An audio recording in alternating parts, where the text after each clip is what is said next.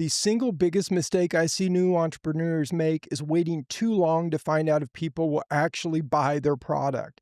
Instead, they just know it will be a hit, or they believe it so strongly because everyone they know tells them it's a great idea. So they move forward with development and manufacturing, confident that they'll figure out how to sell it. Well, figure that out later. But it's not just about whether it will sell. You also have to figure out how to sell it, and that's not always as easy as you might think. I know this because this is exactly what I did with my own product years ago. Hi, I'm John Teal. I'm a former microchip design engineer who brought my own hardware product to life, and now I help others develop and launch new electronic products. After years of development and everyone telling me that they loved my product, once it was finally available for sale, it didn't fly off the shelves quite like I had hoped. It took a lot of experimentation to figure out how to actually sell the product, and by that I mean the messaging, the marketing, and the retail packaging. My life would have been so much easier if I had figured out all of this before I had a warehouse full of inventory. This is a really risky way to go. Entrepreneurs tend to be optimistic by nature. Most of the time, that's a good thing, but it can lead to trouble if it turns into overconfidence in your product. A lot of people think you have to build the product first and then sell it. In reality, you need to flip that around. Here's the number one rule to remember. No one's opinion about your product matters unless they're a stranger who gives you money for it.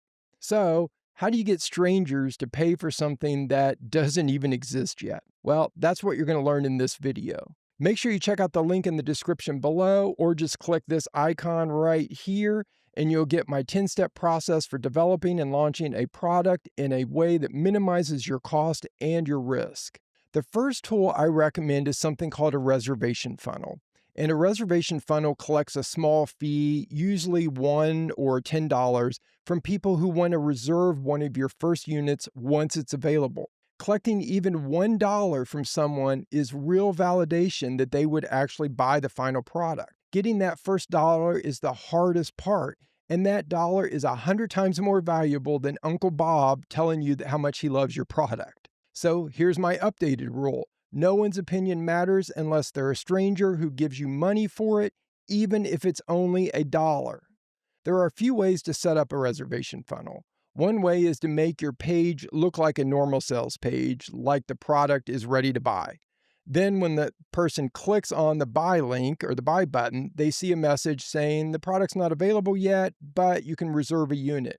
This setup gives you the best validation because the person actually thought they were going to buy the product right then when they hit the buy button. The other option is to present it more clearly as a reservation page from the very beginning. This approach is more forgiving if you don't yet have a final prototype, and you can use early images or 3D models without making them look like the real product. Most people at this stage don't have a polished prototype yet anyways, and a realistic 3D render is often your best option. You can send people straight to your reservation page, but it's usually smarter to collect their email address first with a free lead magnet of some sort. So you give them something free of value, some PDF or something like that. Then after they download that, then you show them your reservation page. This way, you're collecting email addresses from everyone who shows interest, even if they don't reserve a unit right away. Most sales happen slowly over time, so building your email list is critical. And remember, this isn't just about yes or no sales. Reservation funnels are a great way to test pricing and features and gather early feedback on what your customers actually want and what they'll pay for. You can host your reservation funnel on your own site, or you can use a platform like prelaunch.com, which makes the process really simple. One of the biggest advantages of prelaunch.com is that they give you benchmark data so you can compare your results with other similar products. And if you're a member of my Hardware Academy, we have a full workshop on how to build your reservation funnel step by step. Reservation funnels are your best option early on, especially if you're still working on your prototype or figuring out pricing. But once you have a late-stage prototype and you've nailed down your manufacturing cost and the retail price, it's time to move on to pre-selling. With pre-selling, you collect full payments before manufacturing. Most of the time, you'll offer some kind of discount to early customers, though. You can pre-sell through a crowdfunding platform like Kickstarter, which is usually the most common option, but you can also do it directly on your own website. Either way, you need traffic. Years ago, I ran a Kickstarter campaign, or I tried to run a Kickstarter campaign for my own product. And at that time, I had zero audience. And I just thought that the traffic would just show up and, participate in my campaign, but it didn't. Most successful campaigns either have a built in audience already or they pay to drive traffic with ads. I've had Academy members raise hundreds of thousands of dollars using Kickstarter, but I've also had a member who didn't have an audience at all. He had a pre order page set up on his own site and managed to get a tech publication to review his prototype.